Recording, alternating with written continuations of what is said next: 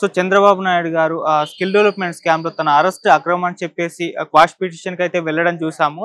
So ఆ quash petition చాలా వాయిదాల మీద వాయిదాలు పడుతూ ఇవాళ రీసెంట్ గా కూడా ఒక విచారణ అయితే జరిగింది సుప్రీంకోర్టులో. అయితే అక్కడ ద్విసభ్య ధర్మాసనం అయితే భిన్నాభిప్రాయాలు వ్యక్తం చేశారు. ఒకరు 17 ఇయర్ వర్తిస్తుందని, మరొకరు వర్తించదని చెప్పడం చూసాము. సో ఇది ఇప్పుడు చీఫ్ జస్టిస్ బెంచ్ కి అయితే పంపించడం జరిగింది. మరి అక్కడ ఏం జరగబోతుంది, మరి ద్విసభ్య ధర్మాసనం తీసుకునే నిర్ణయం పైన తన ఒపీనియన్ ని తెలియజేయడానికి ఒక కామన్ మ్యాన్ మనతో పాటు ఉన్నారు. వారిని అడిగి తెలుసుకుందాం. So hi bro. హాయ్ అండి. మరి ఏంటి క్వాష్ పిటిషన్ పైన ద్విసభ్య ధర్మాసనం తీసుకున్న నిర్ణయం పట్ల మీ ఒపీనియన్ ఏంటి? భారతదేశంలో ఏదన్నా వ్యవస్థ సక్రమంగా పనిచేస్తుందంటే అది న్యాయ వ్యవస్థ అని ఈ రోజు వరకు నమ్మకం ఉంది. ఆ నమ్మకాన్ని నిలబెట్టుకుంటూ చంద్రబాబు నాయుడు గారు కూడా దీనికి న్యాయస్థానాల్లో నేను నిరూపించుకుంటాను అని చెప్పి న్యాయస్థానాల్లో పోరాటం చేయడం జరుగుతుంది. మన దేశంలో చూస్తూ ఉంటాం, ఒక చిన్న ఎవడన్నా పర్స్ కొట్టేశాడనే కేసే కొన్ని ఏళ్ల తరబడి న్యాయస్థానాల్లో ఉంటుంది. తీరా న్యాయం ఎవరికి వచ్చిందో అనేది కూడా తెలియదు. ఆ న్యాయం వచ్చేప్పటికి ఎవరైతే దాన్ని కేసు పెట్టి వాళ్ళిద్దరు కూడా చనిపోయి ఉంటారు. అలాంటి రోజులు కూడా మనం చూసాం.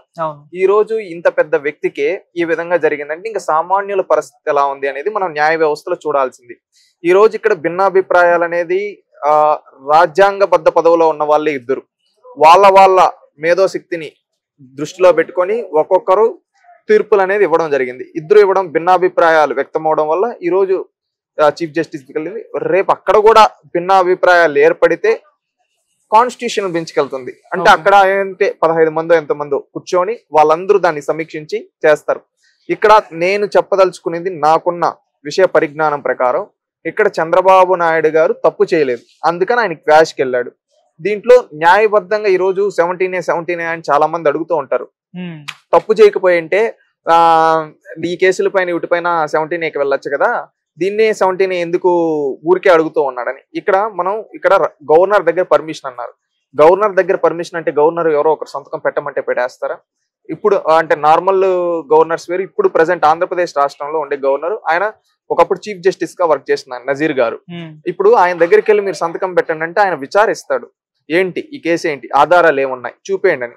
అవి చూపిస్తే ఆయన పెడతాడు. ఒకవేళ చూపిలేకపోతే ఆయన సంతకం పెట్టి రిజెక్ట్ చేస్తాడు. రిజెక్ట్ చేసినప్పుడు స్టేట్ గవర్నమెంట్ అనేది అబాస్ పాలవుతుంది. ఈ రోజు చంద్రబాబు నాయుడు గారి విషయంలో కూడా 17 అని ఆయన ఎందుకంటే అంత గట్టిగా పట్టుబట్టింది, నేనే తప్పు చేయలేదు, అందుకని ఇప్పుడు వాళ్ళు నిజంగా న్యాయబద్ధంగా వెళ్తే దానిపైన గవర్నర్ దగ్గరికి వెళ్ళి ప్రొసీజర్ ప్రకారం వెళ్ళి ఉండేవాళ్ళు. వీళ్ళు ప్రొసీజర్ ప్రకారంగా వెళ్లకుండా నా పైన అక్రమంగా పెట్టారు అందుకని చెప్పి అంటూ ఉన్నారు. సరే, ఈ రోజు వరకు చంద్రబాబు నాయుడు గారిని ఐ థింక్ సెప్టెంబర్ లో కదండి అరెస్ట్ చేసింది. సెప్టెంబర్ అరెస్ట్ చేసింది. సెప్టెంబర్, అక్టోబర్, నవంబర్, డిసెంబర్, జనవరి 5 నెలలు పైన అవుతూ ఉంది. 6 నెలలు వస్తూ ఉంది. 6 నెలల్లో ఈ రోజు వరకు ఇక్కడ తిన్నాడని ఒక ఆధారం చూపించగలిగారా? రాష్ట్ర ప్రభుత్వం కావచ్చు, సిఐడి అధికారులు కావచ్చు, కోర్టు ముందు పెట్టగలరు. కనీసం ఒక ఛార్జ్ షీట్ అన్నా వేయగలిగారా ఈ రోజు వరకు? 5 నెలలు అవుతూ ఉంటే వేయలేదు. అంటే దీన్ని బట్టి అంటే చంద్రబాబు నాయుడు తప్పు చేయలేదని ప్రభుత్వమే ఒప్పుకునింది, సిఐడి అధికారులే ఒప్పుకున్నారు.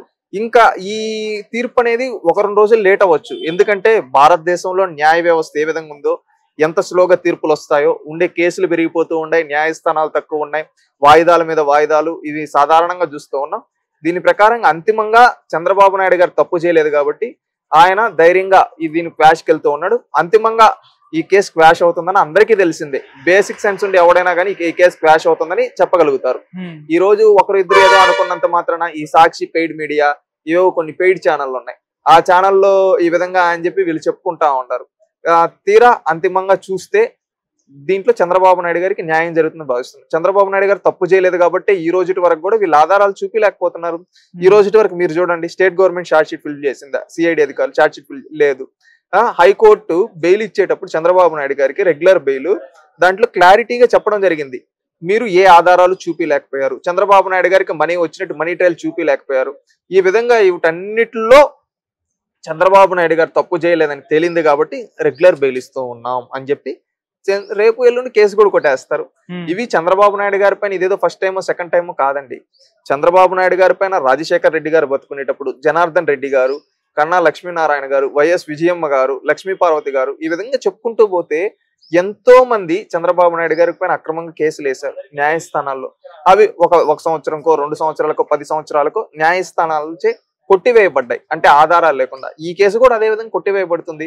6 నెలలు ఇప్పుడు ఛార్జ్ షీట్ రేపు కాక ఎల్లుండైనా ఇప్పుడు రాజ్యాంగ కాన్స్టిట్యూషనల్ బెంచ్కి వెళ్ళినా లేకపోతే ఇంకేదైనా బెంచ్కి వెళ్ళినా అక్కడ ఈ కేసు కొట్టివేయబడుతుంది. అప్పుడు చంద్రబాబు నాయుడు గారికి న్యాయం దక్కుతుంది తప్పకుండా. అదే జగన్మోహన్ రెడ్డి గారి గురించి కూడా మాట్లాడదాం. జగన్మోహన్ రెడ్డి గారి పైన కేసులు ఈయన ఎందుకు వాయిదాలకు వెళ్లకుండా ప్రతి వాయిదాకి నేను మినహాయింపు పిటిషన్లు తీసుకుంటున్నాను, దానికి సమాధానం చెప్పమనండి. జగన్మోహన్ రెడ్డి కండిషనల్ బెయిల్ పైన బతుకుతున్నాడు. కండిషనల్ బెయిల్ అంటే ఆయన ఎక్కడికి వెళ్ళాలన్నా కండిషన్.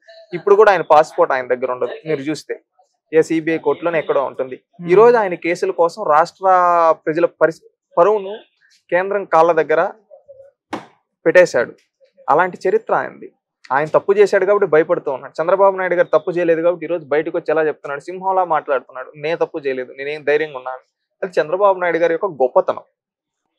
ఓకే, సో ఇప్పుడు క్వాష్ పిటిషన్ పట్ల ఇద్దరు భిన్నాభిప్రాయాలు వ్యక్తం చేసిన రిమాండ్ విచారణ మాత్రం కొట్టివేయడానికి ఛాన్స్ లేదు అని చెప్పేసి ఇద్దరు చెప్పడం చూస్తున్నాం. మరి దీన్ని ఏ విధంగా చూడొచ్చు? ఇప్పుడు క్వాష్ అయితే ఆటోమేటిక్ గా రిమాండ్ అనేది తిరస్కరించినట్టే. అంటే విచారణ కొట్టివేయబడిందంటే దాంట్లో ఇన్ని రోజులు ఈ రోజు ఏ తప్పు చేయకుండానే ఇన్ని రోజులు జైల్లో పెట్టారు, 53 రోజులు. ఆ తర్వాత బెయిల్ వచ్చింది. రేపు అంతిమంగా చంద్రబాబు నాయుడు గారు తప్పు చేయలేదు అని తేలిన తర్వాత ఈ 53 రోజులు ఆయన విలువైన సమయానికి ఎవరు ఏం చేయగలుగుతారు?